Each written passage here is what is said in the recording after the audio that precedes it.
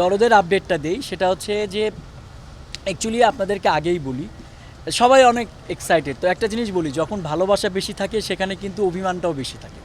তো দরদ নিয়ে অনেক অডিয়েন্সের মধ্যে অনেক বেশি ইয়ে।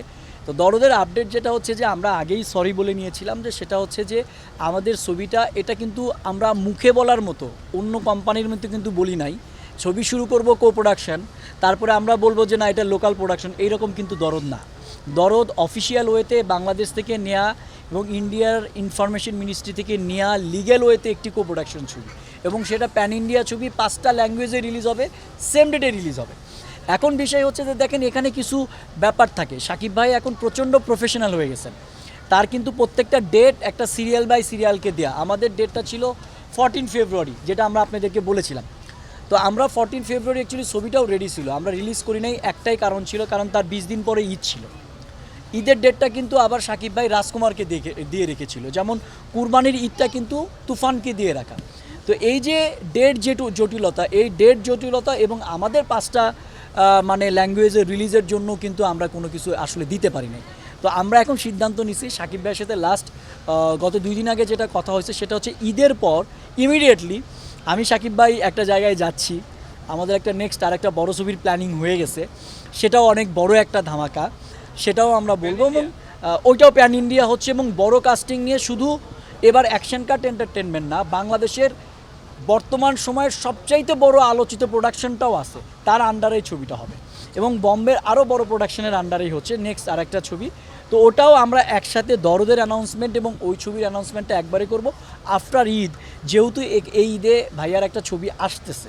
হ্যাঁ, ওটার সাথে, কারণ দরদ এমন একটা কিছু আছে, আমি এই ওয়ার্ডগুলো উচ্চারণ করব না যে দরদ যেদিন আসবে সবাই ধুয়ে মুছে উড়ে যাবে। আমি উড়ে ধ্বংসে বিশ্বাসী না, আমি ভালোবাসায় বিশ্বাসী। তো এইটুকু শুধু বলতে চাই যে দরদ যেদিন আসবে সেই ভালোবাসায় সবার আগের সব হয় না, যে মানুষ কি হয় নতুন প্রেমে পড়লে তার টেক্স সব ভুলে যায়। তো দরদ যেদিন আসবে ওই দিন যত কিছু আছে সব ভুলে যাবে, শুধু দরদের প্রতি ভালোবাসা থাকবে, দরদ ভালোবাসা দিতে আসবে।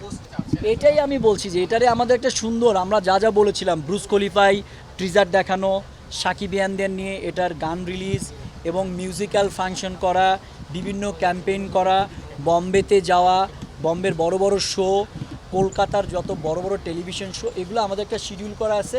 আফটার রিলিজ আমরা একটা একটা একটা করে দিতে থাকবো। অ্যাকচুয়ালি এইটা আমি বলবো না, কারণ আমি আপনাদেরকে নাম মেনশন করতেও চাই না, কারণ অ্যাকচুয়ালি আমাদের কিন্তু আমরা বাংলাদেশে যে দুটো প্রোডাকশন এক জায়গায় জয়েন্টলি কাজ করছি, আমাদের কিন্তু পরপর 3টা বড় ছবি আছে, একটা সিকেন্দার আছে, একটা শের আছে, একটা অ্যাটাক আছে। তো আমি এটা কখনোই বলবো না যে কোন ছবিতে কী আছে, সব অফিসিয়াল অ্যানাউন্সমেন্ট আসা উচিত, কারণ আমাদেরকে আরেকটু প্রফেশনালি হতে হবে। আপনাদেরকেও বলবো যে একটা ছোট্ট ক্লু পাইলেন ওইটাই দিয়েই বলে ফেললেন এই ছবিতে উমুক আছে, সেই ছবিতে উমুক আছে, এগুলো বলা উচিত না, কারণ এখন তো আমরা সব অফিসিয়ালি বলি, সব ইজি হয়ে গেছে, আমরা অফিসিয়ালি জানাবো কোন ছবিতে সাকিব ভাই থাকবে। আমাদের একটা প্ল্যানিং থাকে, আমি যেহেতু দরদ নিয়ে বিজি ছিলাম, দরদটা ফেব্রুয়ারিতে হলেই আমরা সেটা এপ্রিলে করার প্ল্যানিং ছিল, যেহেতু দরদটা পিছিয়ে গেছে, এখন নেক্সট ছবির শ্যুটটাও পিছিয়ে গেছে। তো নেক্সট ছবির শ্যুটটা আমি বলবো আপনাদেরকে কবে হচ্ছে। আমি একটা জিনিস বলি, সেটা যেই হোক, আমি কোনো আব্দুল আজিজ ভাই ইন্ডাস্ট্রির জন্য অনেক কিছু করছে, জাজ মাল্টিমিডিয়া অনেক কিছু করছে, সবাই তো বললাম সবাই আমরা সবার পরিপূরক, কিন্তু একটা জায়গায় প্রবলেম আছে, ওই যে বললাম যে শব্দ ব্যবহারে আমাদের মনে আরেকটু সচেতন হওয়া উচিত।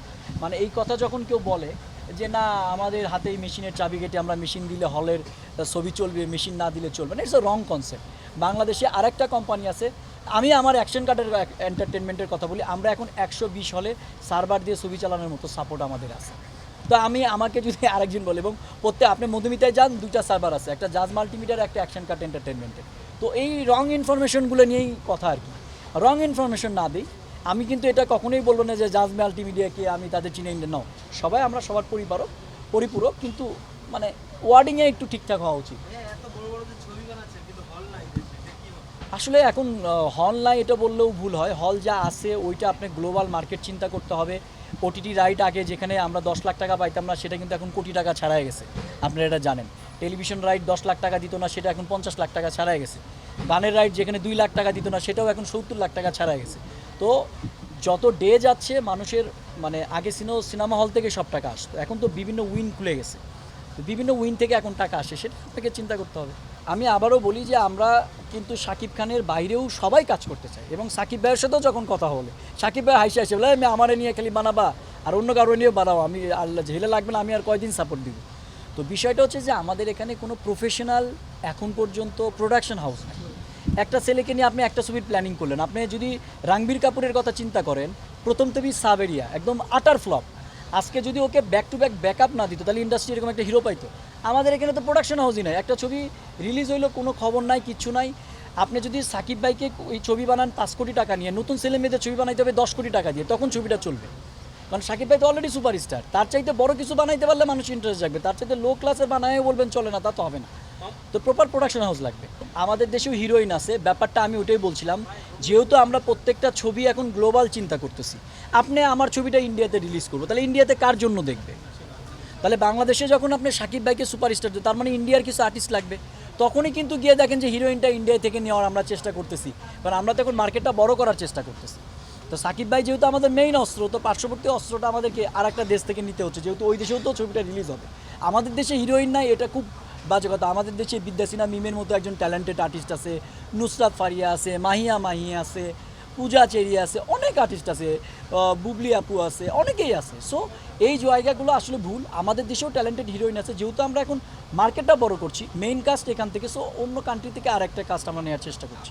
আজকে আপনি একজন বদিউল আলম খোকন, একজন সোহানুর রহমান সোহান, একজন এফআই মানিককে আপনি কখনোই মানে ডিসরেসপেক্ট করতে পারেন না।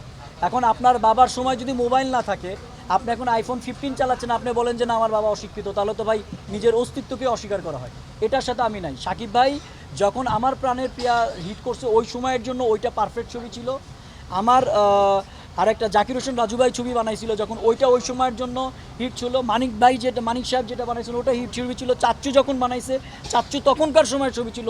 এইটাই কিন্তু প্রবলেম হচ্ছে আজকে ইন্ডাস্ট্রিতে যে আলোচনা, এইগুলোর জন্যই হচ্ছে। আপনি আপনার অতীতকে ভুলে যায় না। পারফেক্ট সময় আজকে সাকিব ভাই যেটা করছে এখনকার সময়ের জন্য এটা পারফেক্ট। আবার 2 বছর পরে গিয়ে দেখবেন আমরা যেটা বানাইছি ওটা ব্যাকডেটেড। তার মানে কি আপনি আমাকে বলবেন যে না আপনি আপনাদের মতো গুণী না? সবাই গুণী। সময়ের সাথে প্রত্যেকটা জিনিস চেঞ্জ হবে, এটা আপনাকে মেনে নিতে হবে।